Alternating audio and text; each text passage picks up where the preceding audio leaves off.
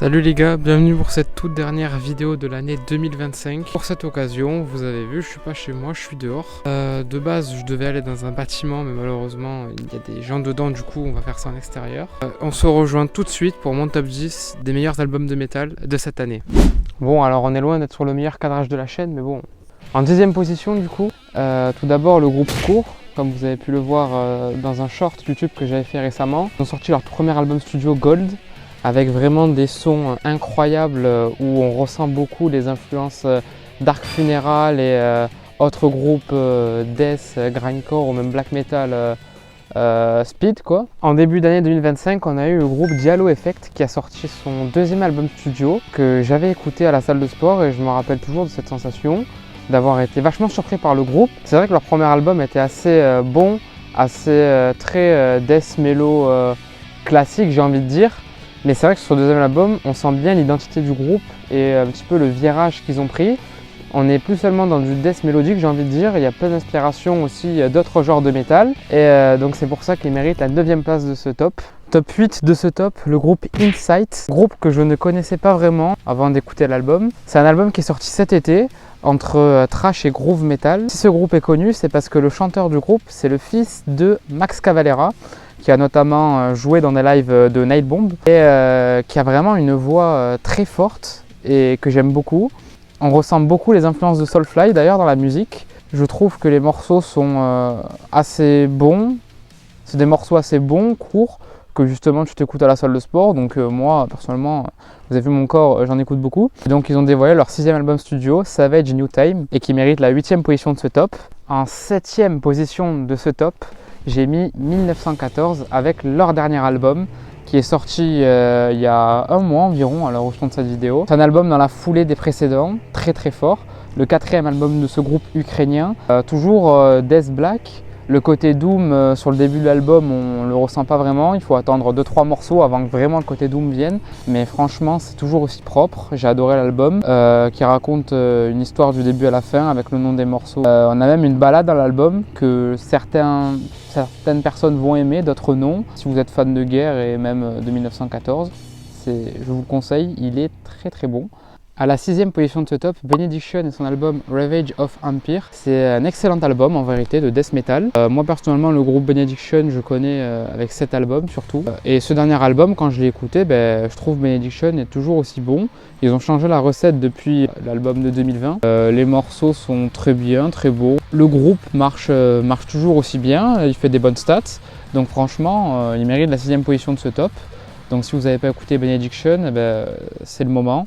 Maintenant on va s'attaquer au gros, le top 5, en 5e position, Stainless Madness. Ce nom vous dit peut-être quelque chose si vous suivez la chaîne, parce que quand je suis allé faire le vlog pour Decapitated, c'était le groupe qui était en première partie. C'est un groupe de thrash metal espagnol qui s'est fondé il y a quelques années et qui a sorti son premier album au mois de novembre. Et c'est un album incroyable. Le groupe en live déchire. Après en live j'avais pas très bien entendu la voix, mais ça c'est pas très grave et tout. Sur l'album je trouve vraiment que tout rend bien. Il y a beaucoup d'influences, notamment avec le guitariste avec son t-shirt, il avait un t-shirt nécrophagiste. On sent beaucoup le côté technique du groupe avec même un petit peu de death à certains moments. Et je pense vraiment que ce groupe peut péter quoi, être dans le Big Four trash Spanish.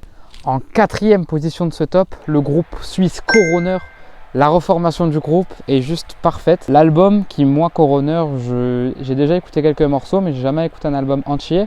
Cet album-là, je le trouve vraiment très très fort. C'est justement, comme j'ai dit précédemment, du technical trash, même prog trash à certains moments, dans la même lignée que Voivod et tous ces groupes là, même Vector aussi on peut citer. L'album est réussi de A à Z, le groupe a pas pris une ride musicalement et je sais pas si en live c'est bien ou pas, mais à mon avis, vu le niveau de l'album, on peut que ne pas être déçu. Et on attaque le Big Three, le podium, avec Arch Enemy. Arch Enemy et son album Blood Dynasty, comme on a pu le voir récemment il y a quelques semaines, quelques jours. Alissa, la chanteuse du groupe, qui ne va plus collaborer avec Arch Enemy. Voilà, après des années, plus d'une dizaine d'années, avoir collaboré avec Arch Enemy, partir comme ça, c'est un peu dommage, surtout que le groupe marchait bien et tout, mais bon.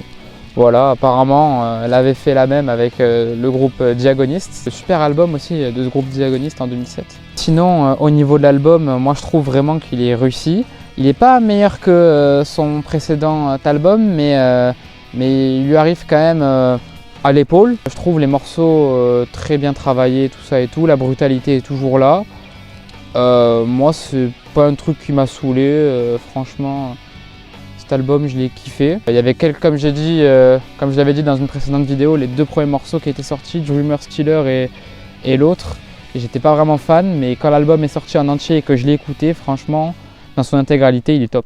Top 2, King810, avec son album Rust Bells New Metal, que j'ai poncé, j'ai adoré. C'est un album qui vraiment casse les codes entre hardcore et new metal, c'est un mélange un petit peu des deux. David Gunn à la voix excellent. Si vous aimez le new metal en mode Slipknot ou le hardcore en mode Turnstile, tout ça, imaginez Turnstile, Slipknot un petit peu. Vous allez adorer ce groupe et notamment cet album. Les morceaux vraiment sont hyper bien. C'est un album court mais vraiment intense. J'aime tout, les clips et tout sont très bien réalisés. Que dire de plus? Allez les voir en live, ils sont passés il n'y a pas longtemps à Paris et je sais que beaucoup de gens se sont déplacés, même si on n'oublie quand même pas les polémiques autour du groupe qu'il y avait eu il y a quelques années, notamment celle où David Gunn était présent à un rassemblement à la Maison Blanche pour Trump. Pour le top 1 de cette vidéo, je ne sais même pas si j'ai besoin d'en parler ou même de le dire oralement, mais vraiment, est-ce qu'il y a un meilleur album de 2025 que le dernier album de Behemoth, The Shit of God? Cet album, pour moi, ça a été le meilleur de l'année, et de loin, hein. Même King810, je le mettrais pas top 1 quoi. C'est un album vraiment atmosphériquement, tout ça dans les ambiances, il est excellent. Dans les riffs, Nergal est vraiment toujours à son top. Les clips toujours très bien réalisés, très propres. C'est vrai que moi j'aime beaucoup la période Black Pure, qui a duré environ 1-2 albums. Ensuite, dès qu'il y a eu l'album Satanica en 1999, j'ai adoré, c'était un de mes albums préférés d'ailleurs de Behemoth. Ensuite, il y a eu ce changement à partir de Satanist en 2014, où là le groupe est plus atmosphérique, il fait du Black Death atmosphérique, j'ai envie de dire un petit peu. Donc voilà. Si vous voulez vous écouter le meilleur album de cette année, n'hésitez pas à écouter The Shit of God de Behemoth. Voilà, donc j'en ai fini avec ce top 10 des albums de l'année. Maintenant, je vais parler un petit peu, faire un petit bilan de cette année, que ce soit sur YouTube et tout. Donc déjà, cette année 2025, ça a été un petit peu du nouveau pour moi, parce que j'ai fait YouTube, je l'ai créé, oui exactement.